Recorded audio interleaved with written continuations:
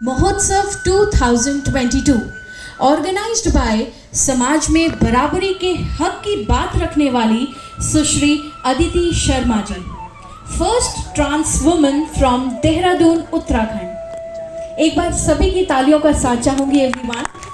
सभी का आज के कार्यक्रम श्री कृष्ण जन्माष्टमी महोत्सव 2022 में हार्दिक स्वागत और अभिनंदन है। गाय का माखन, यशोदा का दुलार, ब्रह्मांड के सितारे, कन्हैया का श्रृंगार, सावन की बारिश और भादों की बहार, नंद के लाला को हमारा बारंबार नमस्कार। दोस्तों, कहते हैं कि कव्वाल की शोभा कव्वालियों से होती है और गुलाब की शोभा लालियों से होती है, और हमारे यहाँ बैठे हुए दर्शकों की शोभा और हम जैसे कलाकारों की शोभा आप सभी की तालियों से होती है। तो आपकी तालियों में तालियां बजती रहनी चाहिए।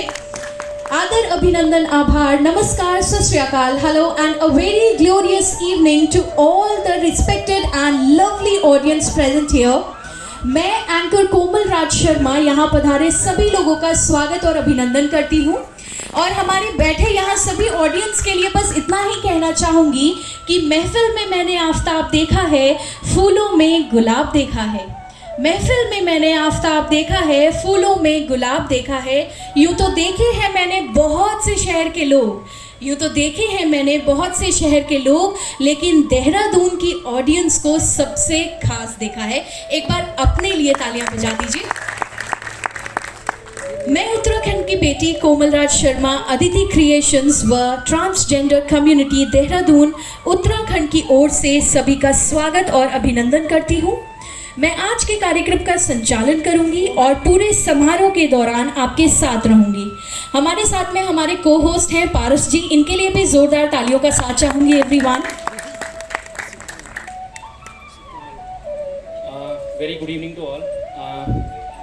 सबसे पहले तो बहुत बहुत धन्यवाद देना चाहूँगा आप सभी का कि अपने कीमती समय से आप लोगों ने अपना कुछ समय निकाल कर इस कृष्ण जन्माष्टमी का जो महोत्सव हमने आयोजन किया है, इसमें आप शामिल हुए, इसके लिए बहुत बहुत धन्यवाद देना चाहूँगा। और एक बार आपसे रिक्वेस्ट करूँगा कि ज़ोरदार तालियों से अपना एक बार स्वागत कीजिए प्लीज़। बहुत बहुत धन्यवाद आपको। प्रदेश की पहली ट्रांस वुमन ने अपने पहले कार्यक्रम का आयोजन करने का संचालन करने के लिए बहुत प्रसन्न और उत्साहित महसूस कर रहे हैं। मौसम बहुत अच्छा है, इसलिए हमारे हौसले भी बुलंद हैं। जब तक हम मेहमानों और अन्य गणमान्य व्यक्तियों के आगमन की प्रतीक्षा कर रहे हैं, मैं आपको सुश्री अदिति शर्मा जी के बारे में जानकारी दूंगी।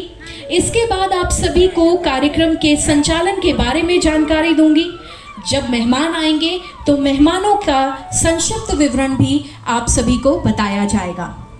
सुश्री अदिति शर्मा जी ने हमें बताया कि वे स्वयं भी ट्रांसजेंडर हैं, परंतु अपना बुटीक चलाती हैं। वह अन्य साथियों को भी प्रोत्साहित करती हैं। समाज ने उनके अलग विचार व शारीरिक बनावट पर अनेकों तंज कसे, परंतु वह पर्वत समान अडिग रही और आज समर्थ हैं। समाज को दिखाना चाहती हैं कि यदि समाज उनके जैसे समस्त ट्रांसजेंडर बहनों को समान दृष्टि से देखते हुए बराबरी का दर्जा देते हैं, तो वह भी सेल्फ डिपेंड होकर अपनी नौकरी या व्यवसाय करके सबके साथ खड़ी हो सकती हैं। वह सभी को प्रमोट करती हैं। ऐसी अलग सोच वाली सुश्री अदिति शर्मा जी को मेरा कोटि कोटि प्रणाम।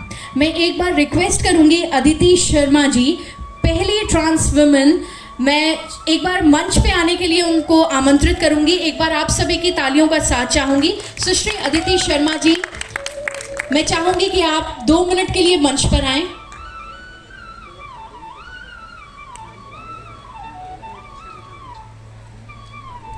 हमारा सदा सकारात्मक सोच के साथ कार्य करने वाले ट्रांसजेंडर के साथ कंधे से कंधे मिलाकर खड़े हैं।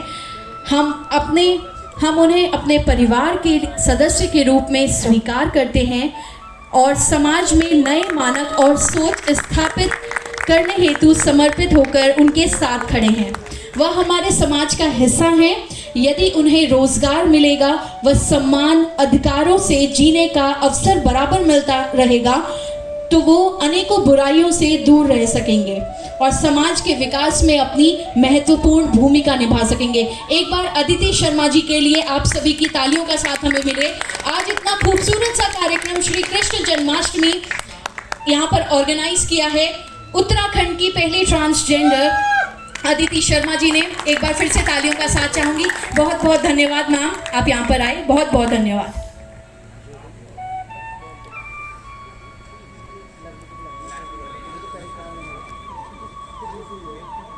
आप सभी को बताना चाहूंगी कि भारत के सर्वोच्च न्यायालय ने ट्रांसजेंडर को उनके द्वारा किए गए भेदभाव को मिटाने और उनके अधिकारों की रक्षा के लिए तीसरे लिंग के रूप में ट्रांसजेंडर को मान्यता दी है। न्यायालय ने केंद्र से कहा है कि वह ट्रांसजेंडर को सामाजिक और आर्थिक रूप से पिछड़ा वर्ग माने और उन्हें तीसरे लिंग की श्रेणी के आधार पर शिक्षण संस्थान और रोजगार में प्रवेश दिलाने की अनुमति दें। राष्ट्रीय कानूनी सेवा प्राधिकरण बनाम भारत सरकार के ऐतिहासिक निर्णय में तीसरे लिंग की मौलिक अधिकार तीसरे लिंग के कानून की नज़र में कानूनी मान्यता प्राप्त की, क्योंकि माननीय सर्वोच्च न्यायालय ने फैसला सुनाया कि मौलिक अधिकार तीसरे लिंग के लिए उसी तरह उपलब्ध होने चाहिए जैसे वह पुरुष और महिला को प्रदान किए गए थे। अदालत ट्रांसजेंडर को अनुच्छेद 14, अनुच्छेद 15, अनुच्छेद 16 और अनुच्छेद 21 के तहत समान अधिकार और सुरक्षा प्रदान करती है।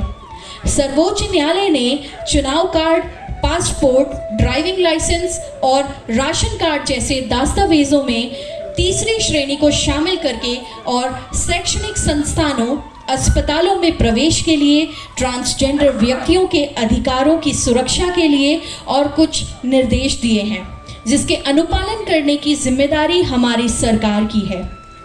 मानव अधिकार हमारे मूल अधिकार और स्वतंत्रता हैं, जो एक मानव होने के कारण हमें गारंटी के रूप में हमारे देश के संविधान द्वारा प्रदान किए जाते हैं, जिसे किसी भी सरकार द्वारा ना तो बदला जा सकता है और ना ही निरस्त किया जा सकता है।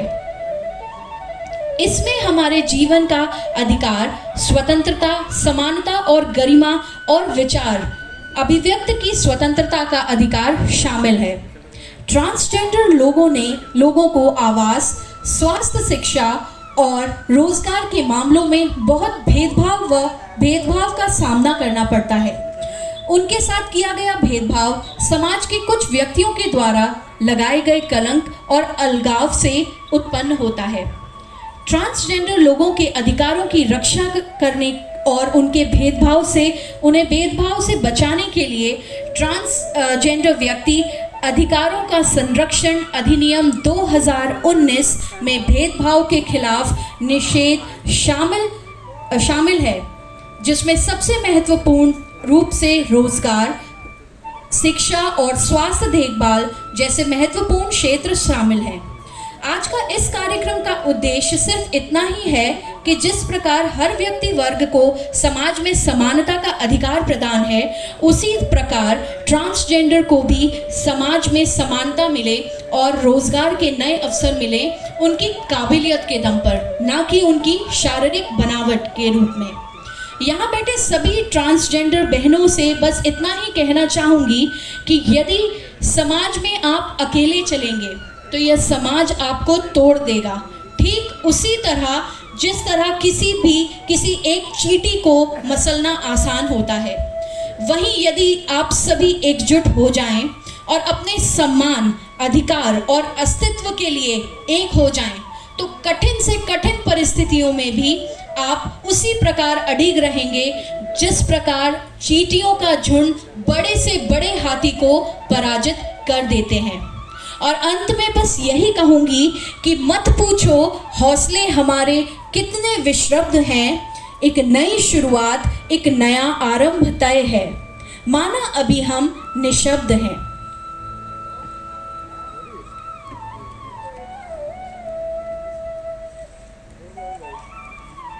मत पूछो हौसले हमारे कितने विशब्द हैं।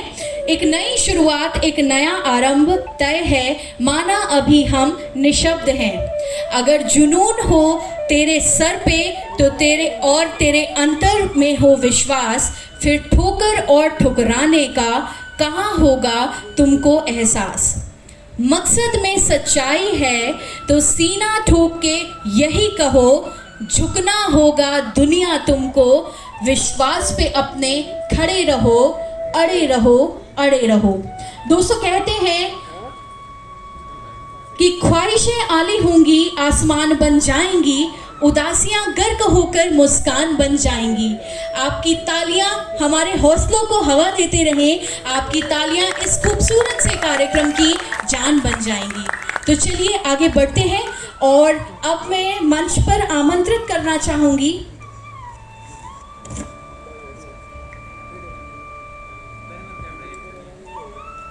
एक खूबसूरत सी डांस परफॉर्मेंस लेकर के आ रहे हैं आप सभी के बीच में इशिका एंड सुमित। मैं मंच पर आमंत्रित करना चाहूंगी इशिका एंड सुमित को।